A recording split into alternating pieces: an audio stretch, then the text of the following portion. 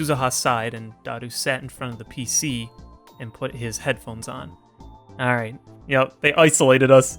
I mean, Suzuha's gonna try to be like, you need to try and fix time again. And we're gonna have a drama moment on our hands. Kagari Shina looked up at Suzuha, her face wet with tears. Dude, that looks like... Suzuha yanked her gun out of her jacket and in an instant ran towards the stairs as fast as she could. How's it going, everybody? HoodlaMutt here, back with some more Steins Gate 0. Before I get to the recap, I wanted to say we are so close to 50 subscribers. We're like super close. I'm getting really excited. So like, share this video, share any of the videos that you've liked that I have made up to this point with anyone that you think might enjoy it to see if they too would also like to become a ruffian. It's getting pretty exciting. I just wanted to say that right before we got into it. But anyway, here we go. Okay. So, last time, we got to see Suzuha's perspective. Had some weird encounters with Daru, which is always to be expected when you're dealing with Daru, and then went and saw the perspective of the last time she talked to his future self. And we know that there is this girl named Kagari who went with her and is now not here. And I didn't mention it after they said that before because I wanted to just keep going with it. But who is she? Like, I mean, we know that she's the adopted daughter of Mayuri, but like, who is she? Where is she? Why is she important? Where did she go? More importantly, that's my big question. Where did she go? Did she drop her off at, 75 and just let her kind of, hang out there? Or, like, what happened? I don't know. I don't know what happened to her, but that's what I'm most curious about. So, but yeah, and then Suzuha hid when Yuki came over because she wanted to see Mayuri, and she was going to be cooking something, and on Mayuri's way over, she ran into Okabe, who was talking to Amadeus Credits on the phone, who wanted to see the Future Gadget Lab. And against his better judgment, Okabe went with Mayuri. We talked to Tenoji for a minute, and then we went up. Credits called on the phone. We tried to get her to shut up by going into the place that Suzuha was hiding from Yuki in, and then Suzuha scared us, and we got her found out, and so that's kind of where we left off. So here we are. Let's just get into it, I guess. And now for our next story. Yasukazu Komozawa, a member of the Diet's House of Representatives, held a press conference today at 10 a.m. to announce his resignation after accepting illegal donations from corporations. Uh-oh. Yeah. Someone had left the TV on, and it was playing the afternoon news. That's a little too real. Suzuha knew no one was watching it, but she used the remote to turn the volume up anyway. She wanted to keep the girls in the shower room from hearing us. I could hear Mayuri and Yuki laughing from the shower. Things had gotten really awkward when Yuki found Suzuha, but Mayuri quickly came up with a plan. At first, her plan was for the three of them, including Suzuha, to shower naked together, and hopefully get Yuki and Suzuha more comfortable around each other. Mayuri's she's too wholesome for this world, man. I don't know in what world she thought that would work, but she's too pure for this world, man. But Suzuha said that the shower room was too small for 3 people and refused. Well, this is a problem. Suzuha was staring up at the ceiling. It's not your fault, Suzuha. It's Okarin's. It's your fault for not telling me about her earlier. There wasn't time. And anyway, you were mumbling into your smartphone back there. What were you doing? I was... Well... You were talking to somebody, weren't you? I got this new app, and I was trying it out. Oh, a girl game one? So you've gotten into those, huh? I can give you my list of recommended apps later then. Thanks. Oh no. I guess I'd managed to fool them about Amadeus. In any event, it was my screw-up. Sorry for scaring you. Yeah, you're kind of the one that just said, like, who are you talking to, right? So. Why do you need to hide from her anyway? You've already told her you're Daru's sister. Hiding just makes you look more suspicious. Suzuha had tried to avoid Yuki to begin with. Can I just say again that freaking Suzuha looks so cool like this? I love that freaking bomber jacket. She just looks so... She's like one of the coolest characters, dude. I love her. She's awesome. Just meeting her father was enough to potentially cause a time paradox, she said. And that chance went up even more if she met her mother. But Yuki had found her before long, and Suzuha had been forced to say she was Daru's little sister. Yuki believed it, so why make things any more complicated? Sure, but Mom wants to be friends with me more than I thought she would. If I talk to her too much, I might slip up. If you see someone who's just like you, you either hate them or take an interest in them, I bet. And Yuki Amane was the latter. It'd be much easier if she hated me. You could just tell her. Or maybe not. Right now, only a few people knew that Suzuha was a time traveler. Me, Daru, Mayuri, and Faris. That was all. Wait, Faris knows? How does she know? And Luca doesn't. Huh? Wait, do we have to explain anything at all? Huh? Amaneshi isn't really the type to pry. You should know that, right, Suzuha? You're right. She wasn't like that in the future. Then what's the problem? When the time comes, I'll explain it to her. Really? Yeah. Fine. I'll leave it to you. Suzuha nodded. So from now on, you can stop trying to avoid Amaneshi. I don't know if I can do that without screwing up. It'll be fine. I don't know if you're the one to talk, though. Hmm? Look at how awkward you were with her. I'm not the problem here.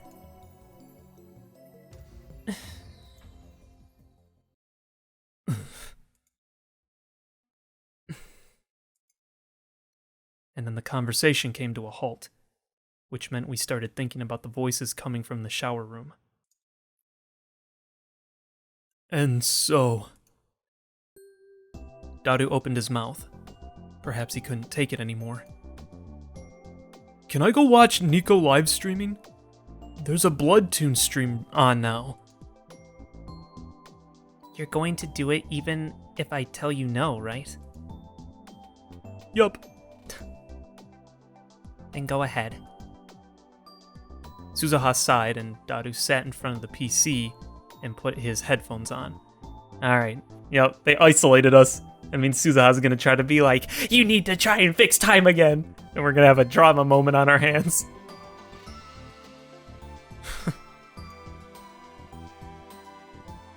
What is it, Uncle? I was just thinking about how well you got along with your dad. Really? Yeah. Daru was like this in the future, wasn't he? He was thinner and cooler. Oh, he does get a little bit better. Okay. He's still a freaking degenerate, but he at least he didn't look thinner though. I don't know. Anyway. I can't even imagine.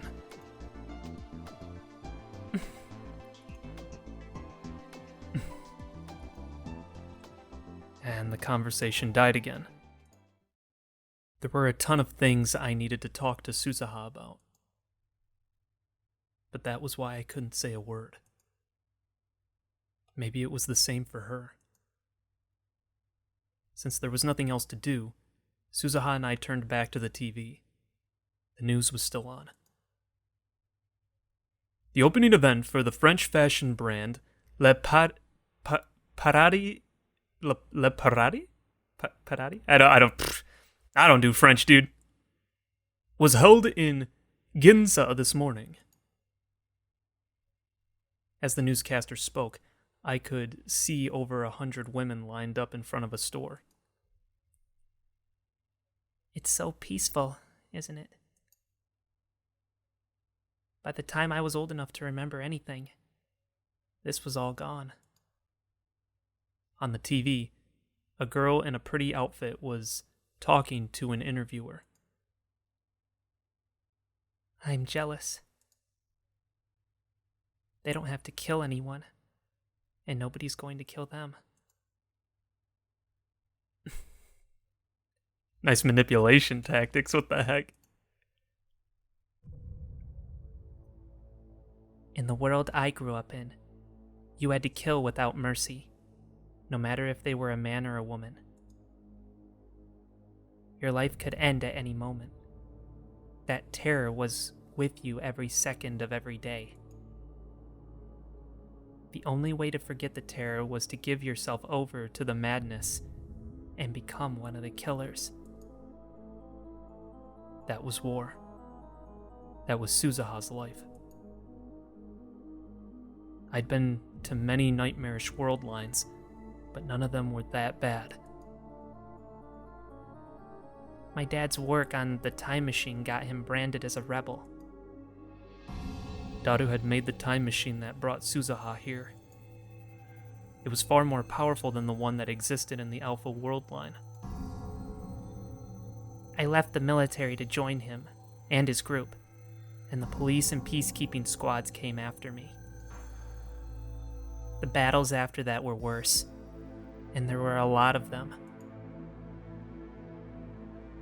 I don't want to use the phrase fighting the good fight. I killed a lot of people, and lost many of my friends and comrades. One of them was my mother.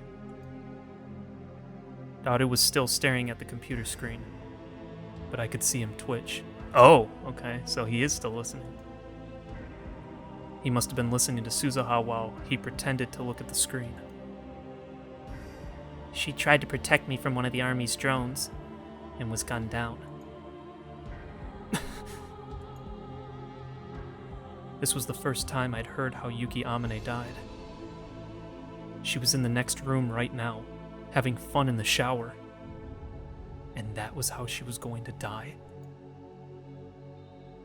I saw her ripped apart with my own eyes. Her warm blood splattered all over me. Maybe the reason Suzuha didn't want to talk to her mother in 2010 was that she didn't want her asking about the future. There was no way Suzuha could tell her that. Listen, Uncle Okarin. At some point, Suzuha's eyes had started to overflow with tears. This world can only go to one place. Hell. It doesn't have to be right now. There's still a little time, I think. So, just think about it again. Please.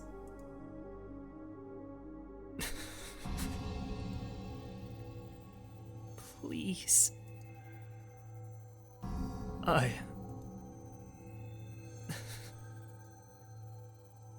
knew it. In my mind, I knew it. The right thing to do was to do as she asked. But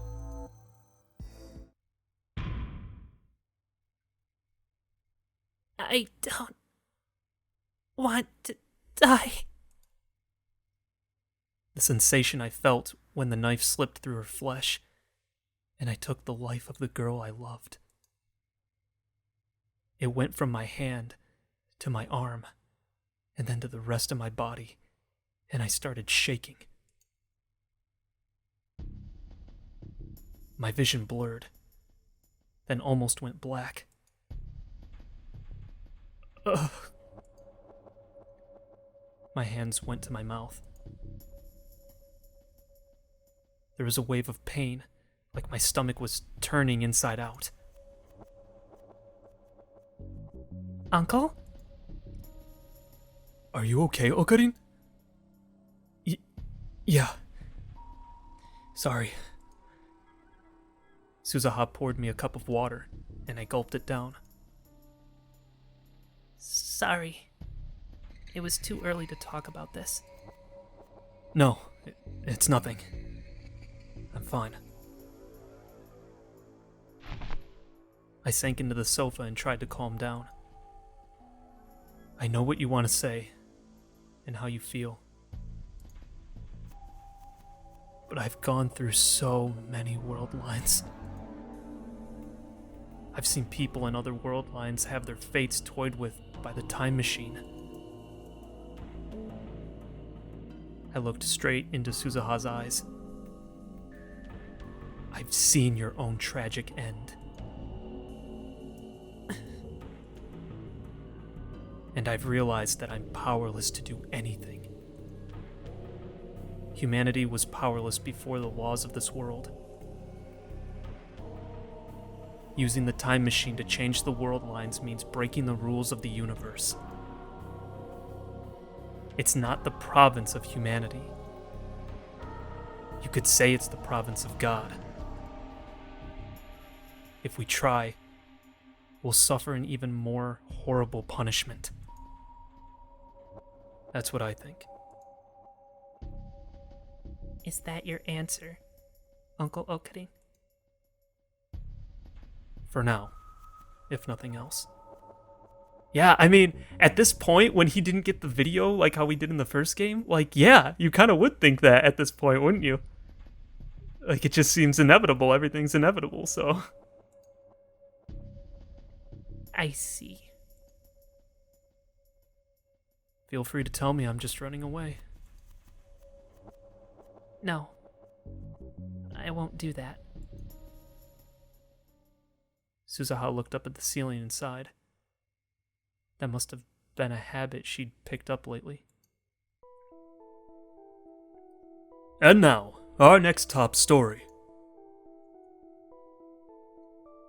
The Ministry of Health announced that there have been no reported cases in Japan of the new form of encephalitis that is ravaging America. But this new virus has a long incubation period, and they cannot deny the possibility that it has already arrived in Japan.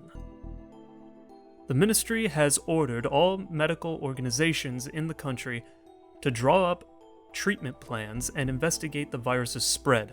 Dude.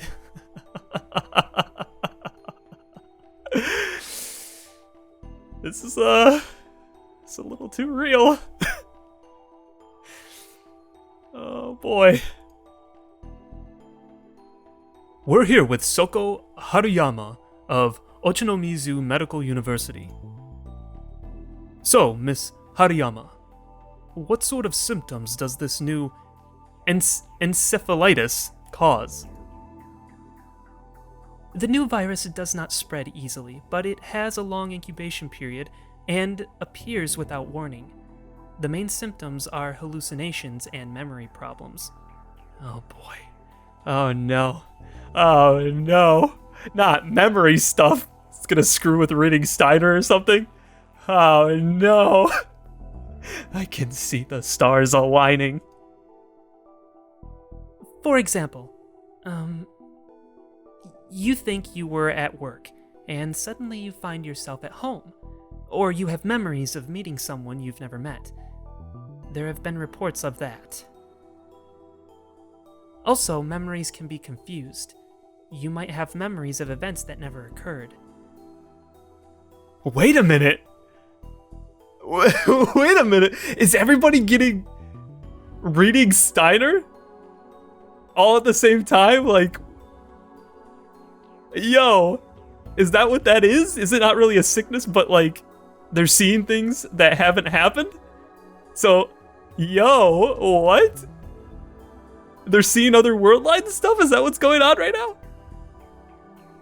You lose the ability to tell the difference between dreams and reality, or perhaps your sense of the passage of time. In some cases, your memories will no longer match those of the people around you. Yo, what the heck? You could describe it as similar to deja vu, or even the feeling you get when you're only half awake, but the symptoms are far more pronounced than that. What about treatment methods? Unlike other forms of encephalitis, we know that with proper treatment, a full recovery is possible. So wait, is it really an illness, or is this like what they're calling it because they don't know what it really is, which is reading Steiner stuff going on? Dude. Yo. So even if we do see some cases in Japan, it's not a matter for serious concern. The reporter was still talking, but I couldn't hear what she was saying. The information I'd just heard was that shocking. A new kind of encephalitis. I knew the symptoms she was describing. Losing the ability to discriminate between dreams and reality. Losing your sense of the passage of time. Your memories no longer match those of the people around you. That was exactly the same as reading Steiner. Yeah, what the heck?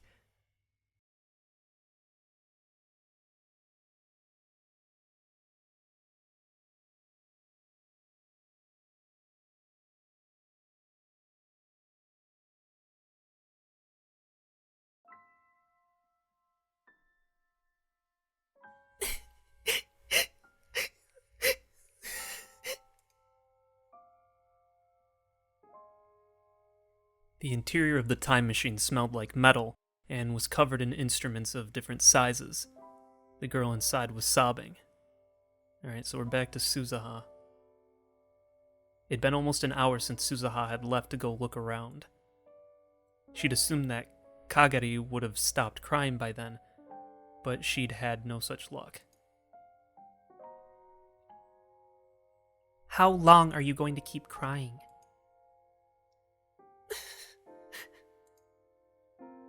You need to get it together.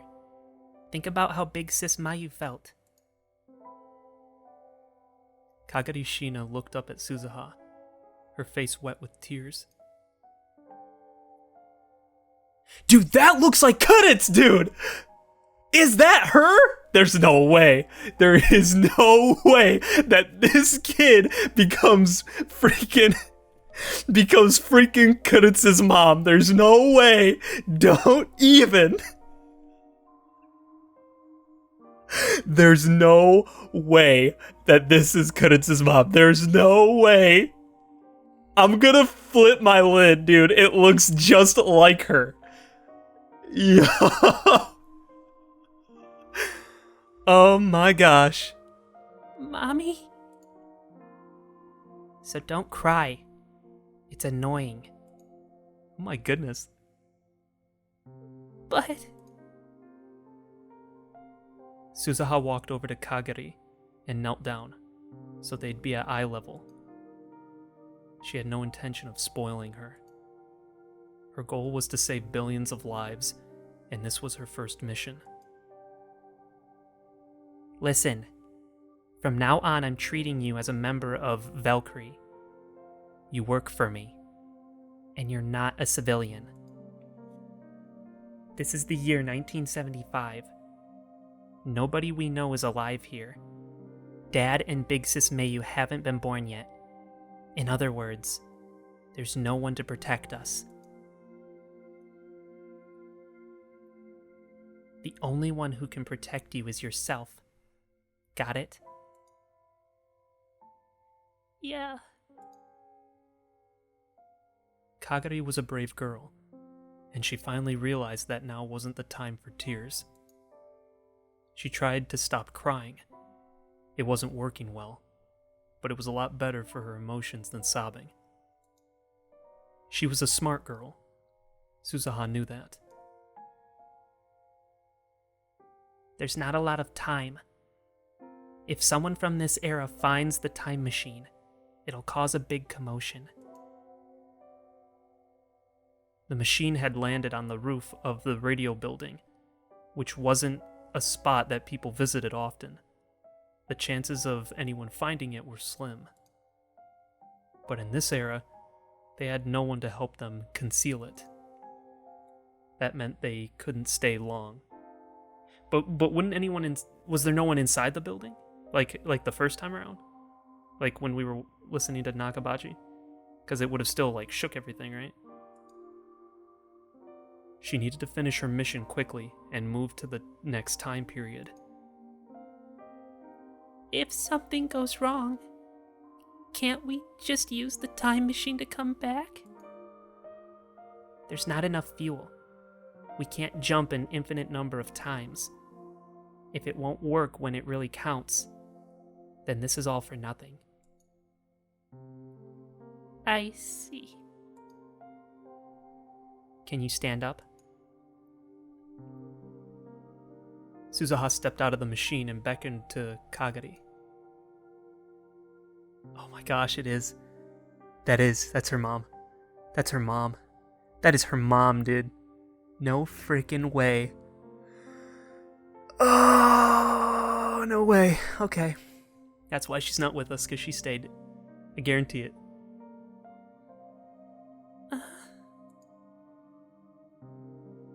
Kagari looked surprised. Her eyes were narrowed at the bright sunlight. The sky above Tokyo in this time period was too dirty to be called blue. Oh, really? Smoke and dust clouds filled with who knew what were rising from the rows of smokestacks. It all combined with the black exhaust from the cars that scurried along the ground to create a smog so thick you could literally see it. The sky above the city was covered by a veil of death. Is that real? Is that really how it was in the 70s for Japan? Yo, that's crazy. But still, it was the first clear sky that Kagari had ever seen. She'd only ever known from books and videos that the sky could be this bright. The nuclear weapons used during the Third World War had changed the weather over Tokyo, and their sky was constantly covered in dull gray clouds. The sun's light was always weak when it shone through them, and it was never this bright. When I was a kid, the sky was still like this. I don't remember much, but I remember a little. Suzuha looked up at the sky too. The air is so clean. In 2036, you needed a filter and a mask to go outside for any length of time. Compared to that, 1975 was a lot cleaner. Now you understand why everyone was willing to risk it all to change the world line. Right, Kagari? The world lines. History. You can worry about that stuff later. For now, just focus on protecting the sky.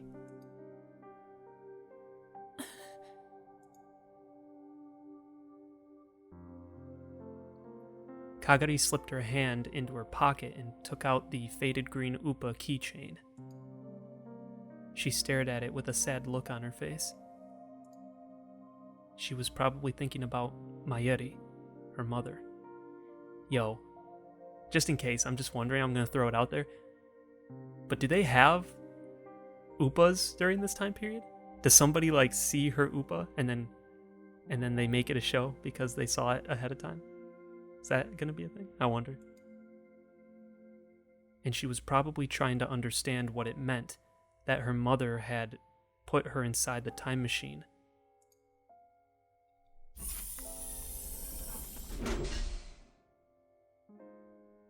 Suzuha decided that Kagari was all right now and closed the hatch on the time machine from the outside. The lock flipped on automatically. The only person who could open it now was Suzuha, whose biometrics had been loaded into the system ahead of time. When even someone did find the machine, it would be a while before they found out what it was. Kagari, look at this. Oh. Suzuha handed her a printout of a photo.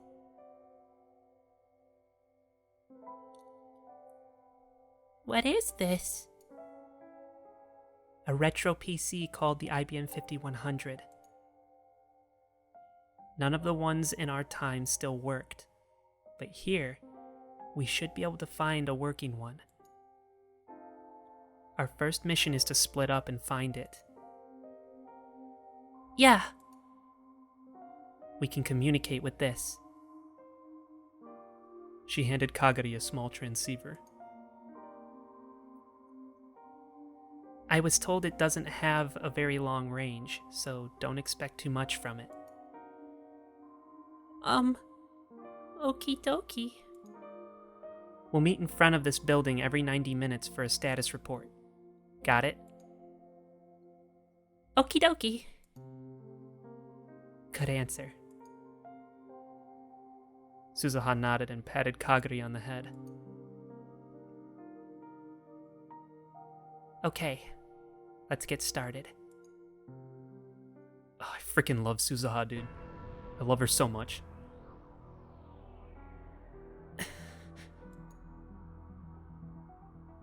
Suzuha was on the top of the radio building in 2010, looking down.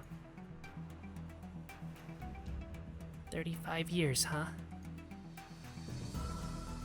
That's how long ago it had been in real time since she'd spoken to Kagari here. From her perspective, it had only been a few months. The view from up here had changed a lot since then, and in the next 26 years, it would change even more. She'd seen for herself how this building changed over a span of 61 years. The thought didn't make her feel sentimental. Instead, she felt the loneliness and fear that comes with having a past not shared with anyone else. Using the time machine to change the world lines means breaking the rules of the universe.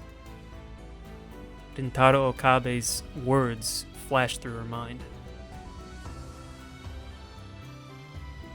Still, lately, she'd been thinking more about Kagari. She'd been searching the city at regular intervals. She was looking for Kagari Shina. She didn't even know if she was in Tokyo. She had no clues. She didn't even know what Kagari looked like now. She did leave her! I knew it! I'm so freaking... I got it on the download, dude. It's her mom! So maybe it was a waste of time. Even so, she had to find Kagari herself. But she hadn't had any better luck today. She turned around and looked toward the time machine. It's because she's in America, dude. That's why you're not finding her. She would come here every day. Her primary reason for coming was to see if her father, Itaru Hashida, had been here. Anytime she let her guard down, he would come to try and examine it. She told him it would cause a time paradox, but he didn't listen. She needed to keep constant watch. To be honest, she had a lot of things she had to do.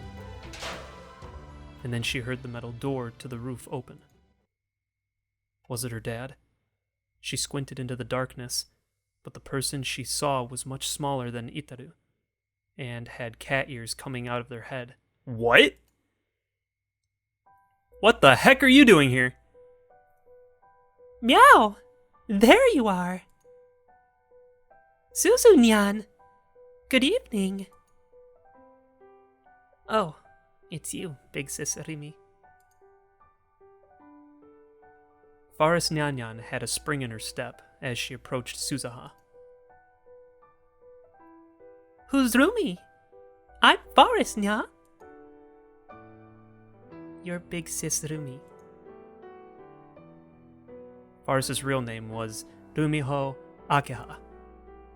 She was Daru's friend, and had helped them in many different ways in 2036. Oh, really? Oh, because she's got pole in Akehibara, right? Yeah. So Suzuha had known her ever since she was very young, and had always called her Big Sis Rumi. For whatever reason, in this era, she always wanted to be called Faris, though. When Suzuha asked why, she simply responded, Faris is Faris, nya? An answer which meant nothing to Suzuha. Nobody was in the lab, so I thought you might be here. Guess I was right. Here, I brought you a snack. It's leftovers, though. Faris showed her a cake box with the logo from the maid cafe where she worked. May Queen Nyan Nyan. That like coat that she has with the arms and the and the giant cat-eared hoodie. That's great, man. Why don't they actually make those in real life? That'd be hilarious to see people wearing that stuff. I'm glad Dad wasn't at the lab. If he ate something like that at this hour, he'd get even fatter. It's not for Daru, Nyan. It's for you. For me? Why? You know you love it. Faris grinned and nudged Suzuha in the side with her elbow.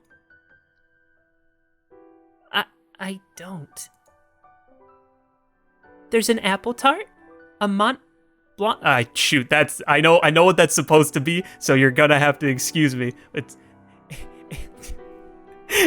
I think that's French, but I can't say it. A Mont Blanc. And a piece of strawberry shortcake, too. Ugh. See? Doesn't it look good, Nya?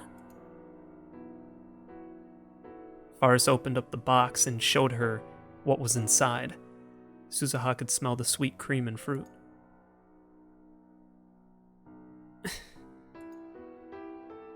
Come on, eat up. Don't worry about a thing, Nya. Ugh. Open wide. I'll feed it right into your cute little mouth. I'll put it in the fridge for tomorrow. Yeah, you're such a stoic, Susan-yan. Faris laughed and handed over the box. They expire tomorrow, so make sure you eat up before they do, Nya. Thanks. You're welcome. Faris gave her a mischievous wink and looked up at the time machine beside them. How's Darunyan's time machine research going? He's working hard, I guess.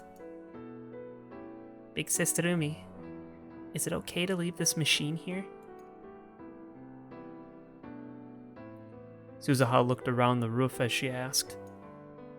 It was solely thanks to Faris that no one had really noticed the massive object on the roof.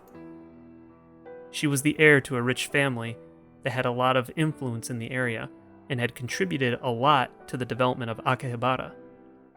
She was helping to hide the time machine. Yeah. Yup. I've rented out this whole floor. Or roof, I guess.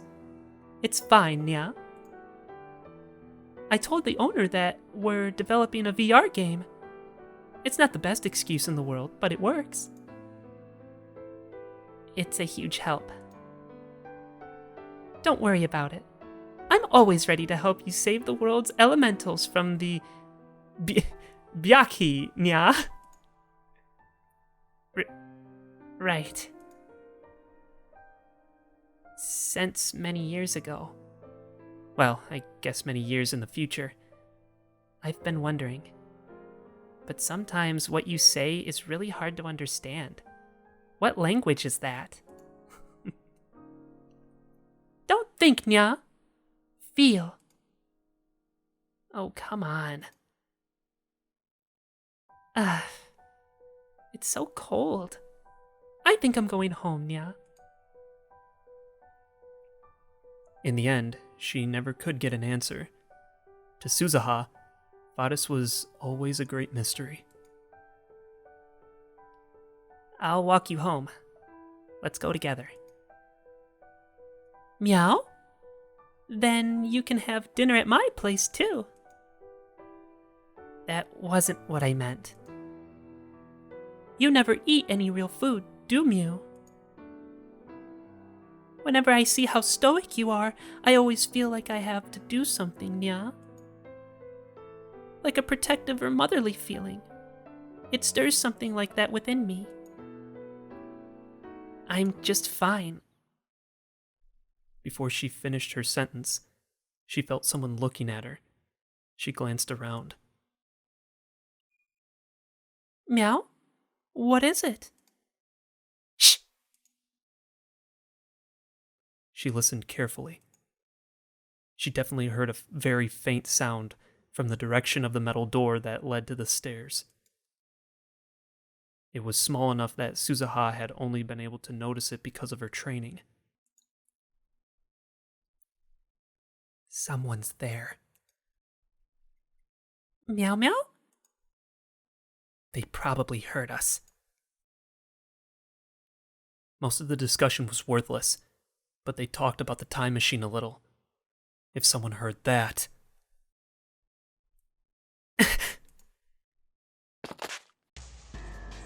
Suzuha yanked her gun out of her jacket and in an instant ran towards the stairs as fast as she could. Yo! She heard someone running down the stairs as soon as she did. The sound, heavy military boots in a wide stride, got farther and farther away. Was that CERN? Or are they... Wait, is CERN on this timeline? I don't remember. They're fast. She opened up the door and jumped onto the landing. Then she raced down the stairs, skipping 3 steps with every stride. I think they still are, right? But still, it wasn't fast enough. Suzuha was born fast, and she'd been trained to be even faster, but it wasn't enough. When she finally made it to the 2nd floor, she could hear the loud revving of a motorcycle. How were they that fast? Oh no. She panicked and slipped on an object that had been left halfway up the stairs, then rolled her way to the bottom. Oh, okay. She managed to get into the right position and protect her head, so it was her hips that struck the ground.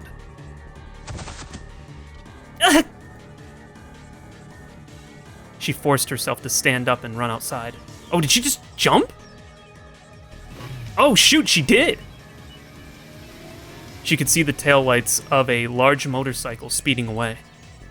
The driver was wearing a black helmet and riding suit, and already a good distance away, so she couldn't even tell if they were a man or a woman.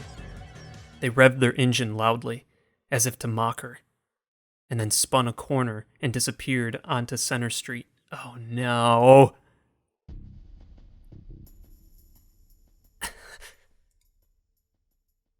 Suzu-nyan! A little later, Faris caught up. Are you okay, Nya? They got away. You should put that away, Nya. Oh. She put the gun in her hands back in her jacket holster and brushed away hair that sweat had stuck to her brow. Who was that, Nya?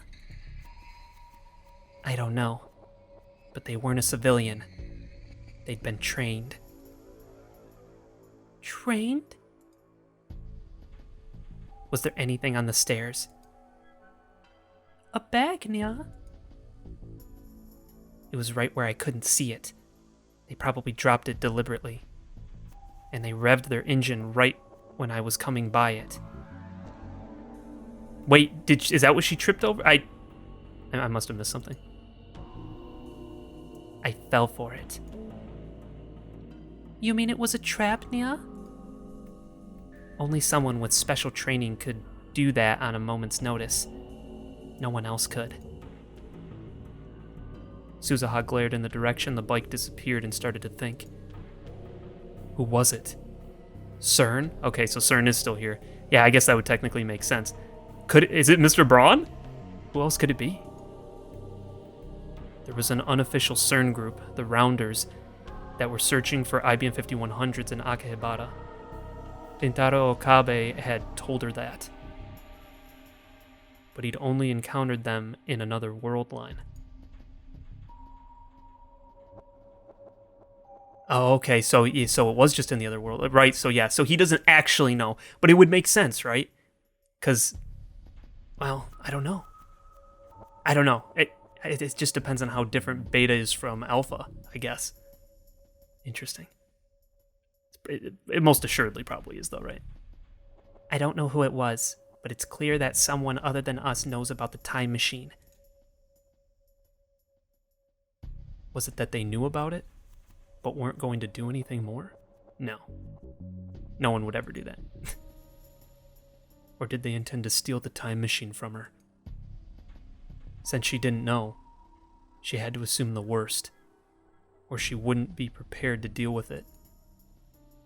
She looked up to the sky and sighed. It was becoming a bad habit. Hey, Big Sis Rumi. Don't tell Uncle Okarin and the others, okay? Meow? Why? If Uncle Okarin knew about it, he might say it was too dangerous and that we had to destroy the time machine. You know? That's true, but I'm going to protect the time machine no matter what. I need to take Uncle Okarin to the entrance to Steins Gate. That was the promise I made to my dad, and to all the people who sent me here. Suzu-nyan. All right, Nya. In exchange, just make sure you tell Daru-nyan. Okie dokie. Huh. The last part was almost a whisper as her words melted into Akihibara's sky.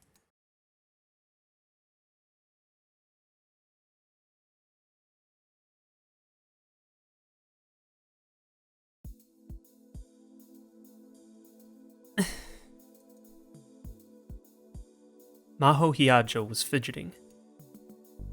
She knew exactly why, but she still didn't want to admit it. Maho, are you ready? Oh, yeah. She awkwardly stood up from the chair as Dr. Leskinen spoke to her.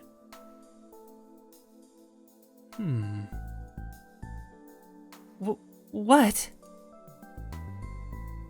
I had thought you'd put some more effort into it, but I guess not. Dr. Leskinen stared at her for a moment, and then spoke. It was obvious he was referring to her outfit. I'm not going to a party like I was last time. You wore your lab coat to that too. That was because I forgot my clothes. That's right. Dr. Leskinen was wearing his translator all the time these days. In fact, he had actually told Maho to talk to him in Japanese. Now then, I can't wait to see what kind of relationship Lintalo and Kuretsu have established. Maho and Dr. Leskinen were about to head to Tokyo proper. There, they were to meet Rintaro Okabe. It had been 2 weeks since they'd first asked him to test Amadeus. It was time for the first report. Crap, okay. Already 2 weeks in. Of course, that was the reason Maho was fidgeting. Was she nervous to meet Okabe? No, to see Kudets for the first time in quite a while. Of course, Maho was able to talk to Kudets anytime she wanted, but since she'd asked Okabe to be a tester, she'd try to avoid doing so as much as possible.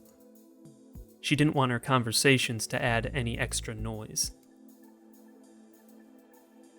Professor, before we leave, can I ask you something? Whatever you like.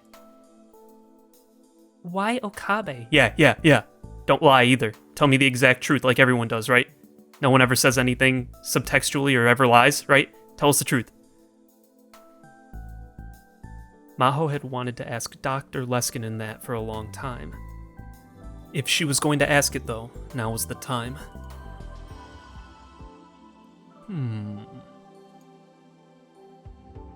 Dr. Leskinen thought for a minute. Are you jealous, Maho? I'm... She felt heat flush her face. In other words, he was right. Yeah, she was jealous of Okabe. Not that she wanted to admit it. To be honest, it bothers me. There are other people who could be her conversation partners. You, for instance? I'm not saying that. I'm too close to Kudets and Amadeus. Rintaro is a good guy. If you really believe that, you're naive. It's impossible to really understand someone after only meeting them once. What if he secretly sells Amadeus to another lab? Even if he doesn't plan to at first, he might change his mind if they showed him enough money. That's human nature. Let's say Rintaro did sell Amadeus. What would happen then? Would whoever got her access rights be able to become friends with Kudets and take over Amadeus? Well... Maho asked herself the question, and then realized the chance was almost zero. That would be impossible.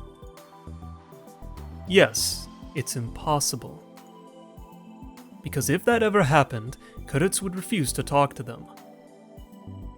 In that sense, Amadeus is a very difficult system.